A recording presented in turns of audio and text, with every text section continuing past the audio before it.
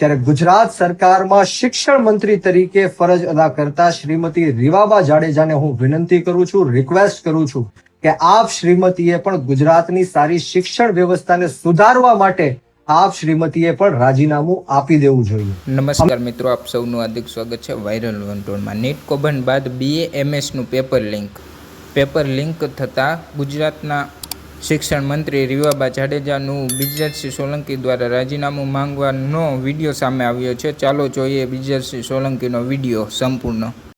જય જવાન જય કિસાન, ઇન્કલાબ જિંદાબાદ, યુવા શક્તિ જિંદાબાદ. દોસ્તો, હું બ્રિજરાજ સોલંકી અને આજે તારીખ 27 જુલાઈ 2026 ના રોજ ગુજરાતથી એક બ્રેકિંગ ન્યૂઝ આવે છે. ગુજરાતમાં જામનગર જિલ્લામાં આયુર્વેદિક યુનિવર્સિટીમાં BA-MS નું પેપર ફરીવાર લીક થઈ ગયું. આ ગુજરાતની અંદર પહેલો બનાવ નથી. આના પહેલા 34 કરતા પણ વધારે પેપરો લીક અલગ અલગ વિભાગોમાં થયા છે અને એમના કારણે આ ગુજરાતના અનેક નિર્દોષ યુવાનોએ અને વિદ્યાર્થીઓએ આત્મહત્યા કરી છે. પરંતુ આજ દિન સુધી આ ગુજરાતની સરકારે કોઈ પણ આરોપીને, અપરાધીને જેલના સળિયા પાછળ નથી નાખ્યો. ત્યારે તાજેતરમાં આપણે જોયું કે જે રીતના દેશના યુવાનો અને વિદ્યાર્થીઓએ એક થઈને જે નીટનો પેપર લીક થયો અને જંતર મંતર ખાતે આંદોલન કર્યું, ત્યારે સરકારે ઝૂકવું પડ્યું. ધર્મેન્દ્ર પ્રધાન જેઓ કેન્દ્રીય શિક્ષણ મંત્રી છે, એમણે રાજીનામું આપવું પડ્યું.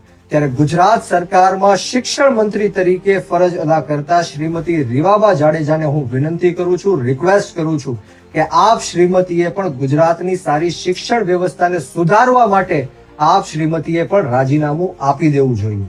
અમે ગુજરાતના યુવાનો અને વિદ્યાર્થીઓના હું પ્રતિનિધિ તરીકે શ્રીમતી રીવાબા જાડેજાને હું વિનંતી કરું છું કે અમે તમને 48 કલાકનો સમય આપીએ છીએ. આ 48 કલાકની અંદર આપ શ્રીમતી રાજીનામું આપી દો, નહીતર આવનારા દિવસોમાં અમે ગાંધી ચિંધ્યા માર્ગ ઉપર શાંતિપૂર્ણ રીતના આંદોલન કરીશું અને જરૂર પડે તો શહીદ આઝમ સરદાર ભગતસિંહના માર્ગ ઉપર પણ અમારી આંદોલન કરવાની તૈયારી છે.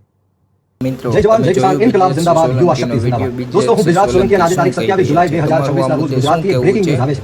ગુજરાતમાં જામનગર જિલ્લામાં આયુર્વેદિક યુનિવર્સિટીમાં BA-MS નું પેપર ફરીવાર લીક થઈ ગયું. આ ગુજરાતની અંદર પહેલો બનાવ નથી. આના પહેલા 34 કરતા પણ વધારે પેપરો લીક અલગ અલગ વિભાગોમાં થયા છે અને એમના કારણે આ ગુજરાતના અનેક નિર્દોષ યુવાનો અને વિદ્યાર્થીઓએ આત્મહત્યા